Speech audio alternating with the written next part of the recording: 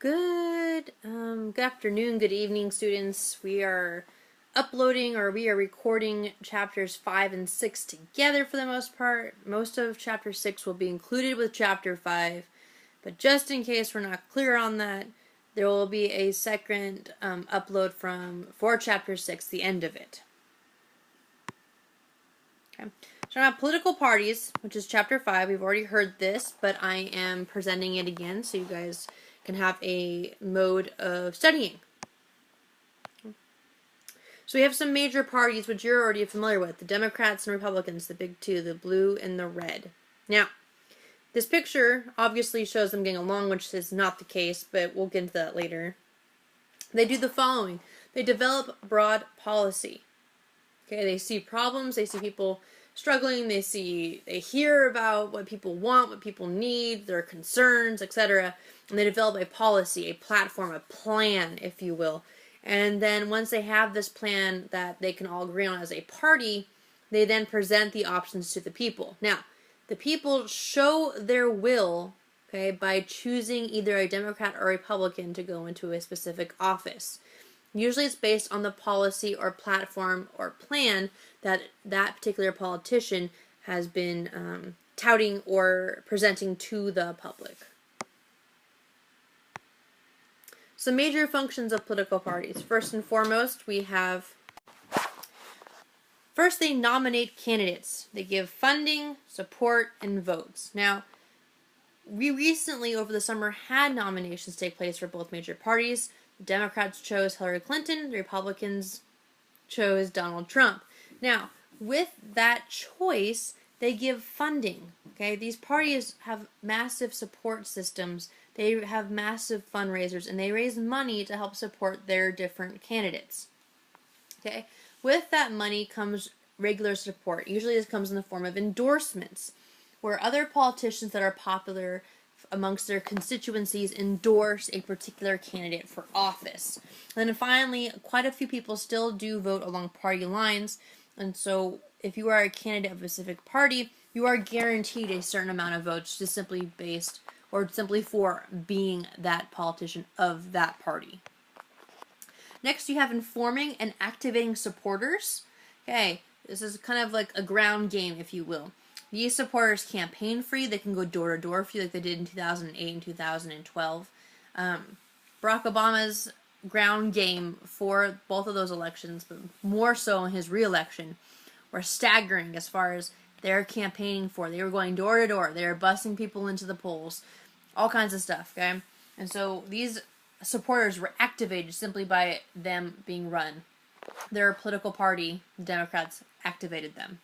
They also can create ads for the candidate and against the opponent.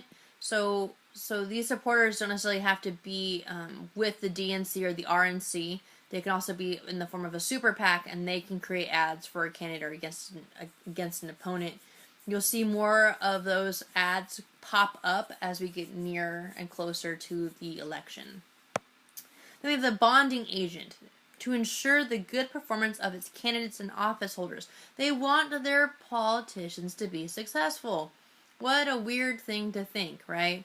Of course they want their candidates to be successful. They want them to maintain power. They want to maintain power, and so we are looking at it that way. So my primary example of this bonding agent was August Donald Trump and September Donald Trump. Early August Donald Trump was a little bit more unscripted, not as balanced, inconsistent, quite a bit more off the cuff, not very focused. All of his speeches were like multiple issues packed into one. Okay. Now, September Donald Trump, you see him staying on message. Okay. He is delivering one policy speech at a time. He's more eloquent, but it's still his type of way he speaks, but he's focused and consistent, and voters crave that, even if they don't necessarily agree with him wholeheartedly. Then governing, okay, this is another major function of a political party. They govern. Most of them are in Congress and other legislatures across the United States, but we think primarily of Congress, we think national level. And they are typically organized along party lines. The red and the blue, and then if you're independent, you have to make a choice on who you're going to align yourself with. Bernie Sanders aligns himself with the Democrats, as evidenced by him running or trying to become the presidential nominee for the Democratic Party. And then, of course, acting as a watchdog. Now, this can be the tattletale form of them pointing the finger at the other candidates or other parties for making gaffes, putting their foots in their mouths, or doing something that's wrong. Or it can be a social critique of something, or a political critique of another country. There are plenty of ways that political parties act as a watchdog for their constituencies. Now, with that watchdogging and all these other functions, there is a concept or term called partisanship. The strong support of their party and its policy standards.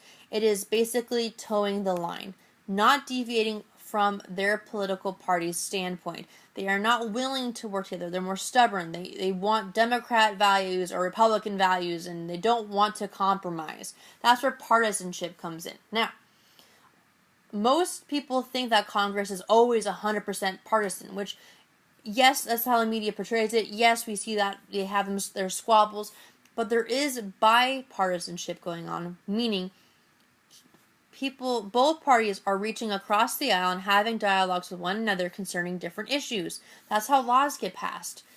Typically, you have to make a compromise or agree on something. Okay? So that's bipartisanship, where you're willing to work and support not necessarily support the other party, but you're willing to work with them.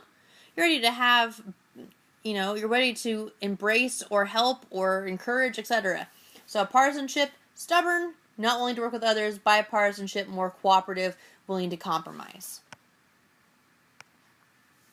We also have the two-party system, section 2.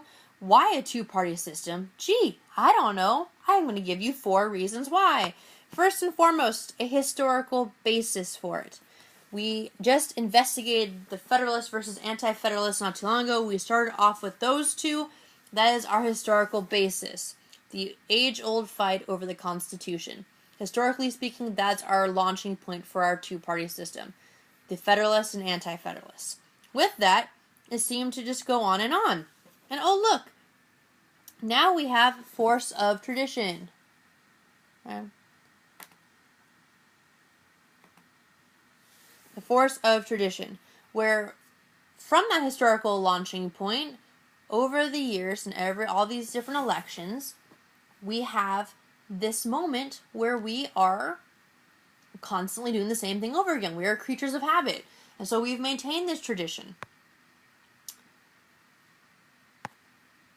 Then we have the electoral system, okay, where the system itself is a winner-takes-all system to the point where the majority plus one is whoever has the most votes wins, okay? It's not, the top 5. It's the top 1. And in some cases, top 2 for primaries, but once that's done, it's the number 1, okay? It's not many. You can't add a third party into it to see if the third will work. Like I used in class, football games, okay? If we have an offense and a defense, we have 2 teams playing. If you added a third team in there, where would they belong? How do we view football then? Very, very confusing.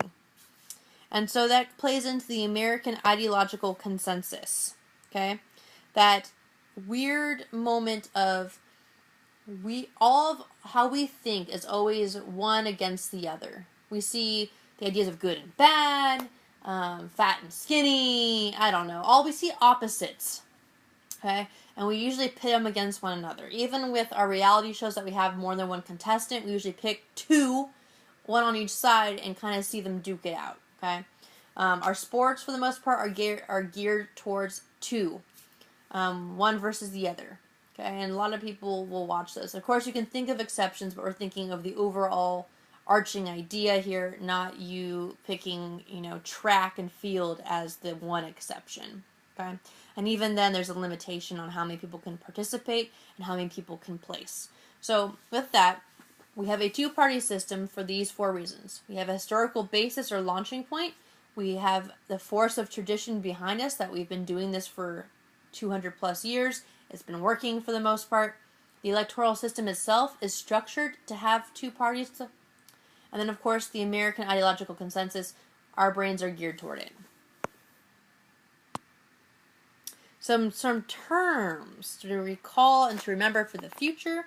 We have a pluralistic society that consists of several distinct cultures and groups, which is what we see in the Bay Area. We have many different cultures and groups that exist here, and for the most part we all get along. Do we disagree sometimes? Yes, but we go to work in peace. We go home in peace for the most part. We all ride BART together.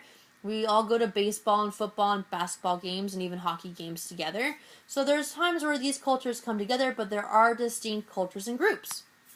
And also, we do reach a consensus from time to time, a general agreement among various groups on fundamental matters. So if you poll the United States of America and you ask them if they value freedom, just the word freedom, okay, not digging into any subtopics, just the idea of freedom, you will hear, or at least everyone will respond, that yes, they like that idea of freedom. Or they like the idea of safety, law and order. But the minute we start talking about nitty-gritty details of who's going to enforce, how are they going to enforce, all these different factors, it becomes muddled and the consensus is lost. But on the fundamental, the very bottom foundational parts of our society, we all agree. We agree on freedom. We agree on even liberty. We agree on law and order. We agree on safety. We agree on structure. We agree to stop at stop signs for the most part. Okay, we have these consensus ideas here. Now, this slide, if you remember correctly, we're talking about the registration, okay, and how sometimes people will switch registrations, or they will keep their initial registration and then just vote differently. You know, they can deviate. You, as an American citizen, have the right to deviate on your ballot. If you are registered Republican and you want to vote for a Democratic candidate for a local office or even a national one, you can do that. If you want to be if you want to register as a Democrat and vote for an independent party or vote for a Republican candidate, you can do that. You're allowed to deviate. Now, voters and voter behavior. We're going to enter into chapter 6 here. And here we go. Present requirements to vote in the United States of America. Citizenship. Legal residency. You have to have a place to live. Usually it involves an address where you can be located. And of course, 18 years of age. Those are the 3 present requirements. Okay. Now, as we get into it, we'll talk about some restrictions. Now, let's take a trip down memory lane, and we're going to kind of go through the steps in how we as a nation have earned the right to vote across the board. First, we start with white men, property owning, church going. Okay, that was the initial voting group. They were the voters. That was it. Okay, let's fast forward to 1920. Woo! Women can vote. Very exciting. Super, super exciting. Yay, women. High five. Okay, remember, if you can remember from our Iroquois Constitution talk, Iroquois were allowing women to participate in elections before 1450. Interesting. Finally, and after that, we have African Americans. Now, I put African Americans after women instead of before because of the lack of force behind the 15th Amendment. Now, the 15th Amendment was passed in 1870, right after the Civil War. Okay, and it was one of those that gave the United States, Americans in general, freedom to register to vote regardless of race, gender, and previous servitude, which we'll get into a little bit later. But there was no self-enforcing moment. There was no activation. There was no means to enforce this amendment. So African Americans were still stuck with striving to vote. They had a lot of struggles, and we'll get into those struggles a little bit later, but African Americans really didn't gain the official right to vote, the freedom to do so, where they were not harassed until 1965 with the Voting Rights Act. So that's why we put African Americans after women in this particular timeline. And finally, we have young people with the passage of an amendment to lower the age. Yay, young people, 18-year-olds. Okay. Now, requirements continued. The Constitution eliminates specific voting restrictions on race, gender, employment. So those are the 3 things they cannot hold you accountable for or hold you back for. Okay. However, voting requirements do vary by state. So states can have, time limits on when you can register before an upcoming election. If you're a felon, all those different ideas. States have the right to choose those requirements. Okay, they just can't turn you away because of your race, your gender, or your employment status. Now, the right to vote. Why do so many Americans choose not to vote? Voting is so cool. Now, Americans, one, we're busy. Okay, we're one of the busiest nations on earth. We like to work a lot. We also like to be lazy a lot. So when we're not working, we're laying down watching Netflix. Okay, and so laziness comes into play, which for some doesn't, it kind of gives them an excuse not to go to the polls. Or we have this feeling that we don't matter. Our vote does not matter. And we get that a lot. Okay, that our vote is not going to count. We're a blue state, so if we're a Republican, it don't matter. It's just not coming together for that. But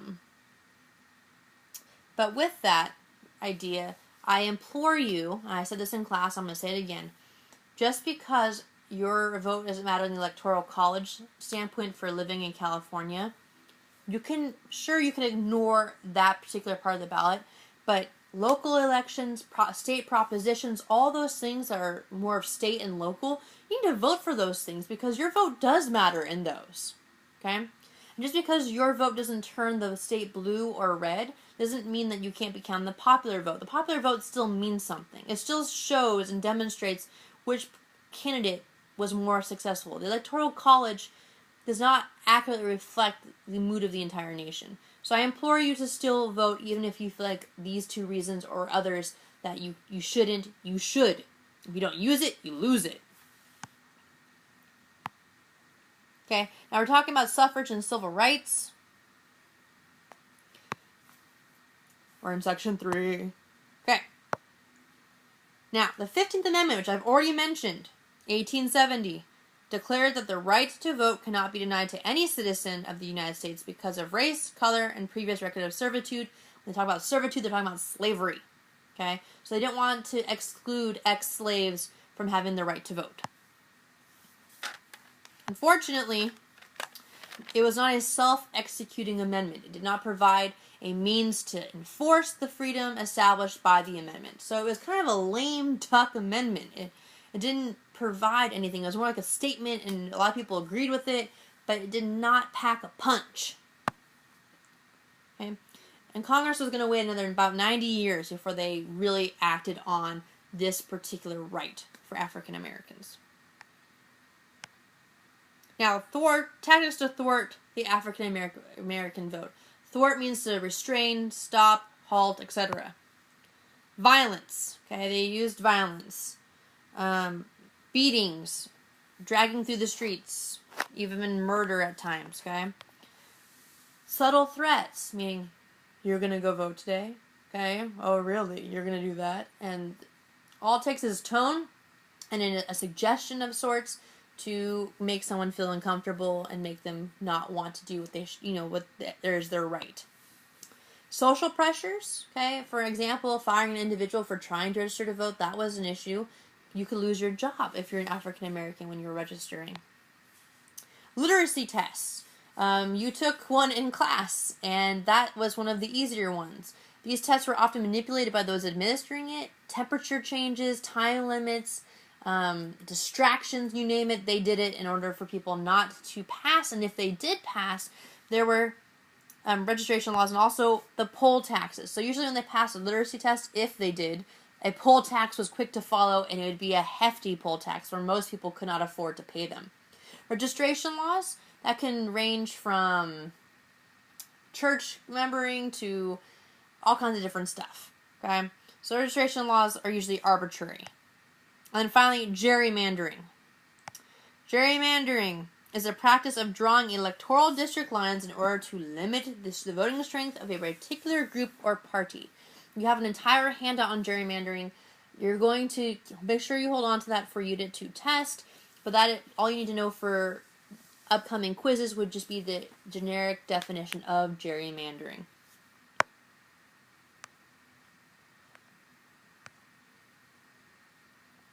Okay, now your turn. I mean, you can look back at it if you want to, but we will not. I'm not going to require you to sit here and take another literacy test, but it was part of our time, and I'm not going to edit my PowerPoint to make it less awkward.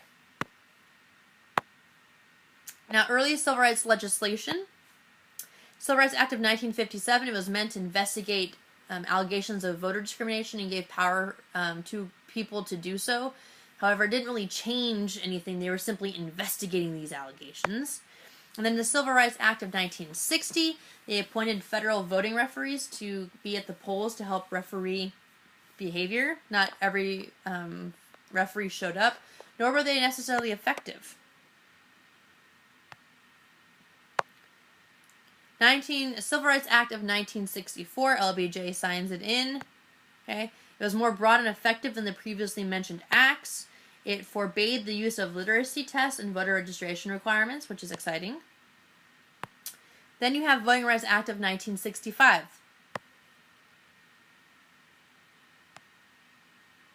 It truly made the 15th Amendment effective. It gave itself teeth, okay?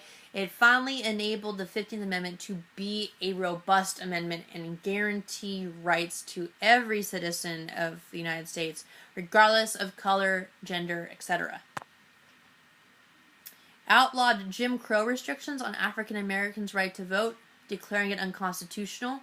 Now, I'm talking about the original Jim Crow laws, not the new Jim Crow that's coined now about the incarceration policies that we have in the United States. We'll get into that topic later on this year, but for now, I'm talking about the historical Jim Crows, not the new Jim Crow, as it's been dubbed. It also banned the use of literacy tests, poll taxes, etc. So it reiterated the 1964 Act and banned these literacy tests that you kind of got a sample of these unfair practices to restrain someone from participating in the electoral system. And of course, it also let the federal government overlook voting rights violations, meaning not pass them by, but to look over and see them and to acknowledge them. And then they sent people down from the federal government to register millions of minorities in the 1960s. Okay, this was primarily in the South and Midwest. Not every state had problems with racism when it came to voting, but the federal government did look at these voting rights violations and took care of them or addressed them to a certain degree, and they end up registering millions of people to vote. Now, there are some other safeguards that have been in place, and these are some terms to know. First and foremost, pre-clearance, defined as the process of seeking U.S. Department of Justice approval for all changes related to voting. So the U.S. Department of Justice is not only administering justice across the United States via the FBI, etc. They are also making sure that the states are getting approval, or they are approving state actions to change voting. Now, most of these voting changes would be from paper ballots to electronic ones, or to maybe the time the polls open, etc. The U.S. Department must approve these changes. The state cannot simply change if they want to. There needs to be approval, and that is called pre-clearance. And of course, if there's a state acting unjustly, there can be a judicial order issued called an injunction that restrains a person from being or continuing an action threatening or invading the legal right of another, or that compels a person to carry out a certain act. For example, to make restitution to an injured party. For example, maybe a lower court ordered you to pay money to someone for something you did or allegedly did, but then you appeal to a higher court and they place an injunction on that original order, halting you from having to pay that particular fine. Okay, so those are some things that you need to know. This is the conclusion of the first part. There will be another video with 6.4 about voter behavior itself, but this is the end of chapter 5 and most of chapter 6. Have a good night.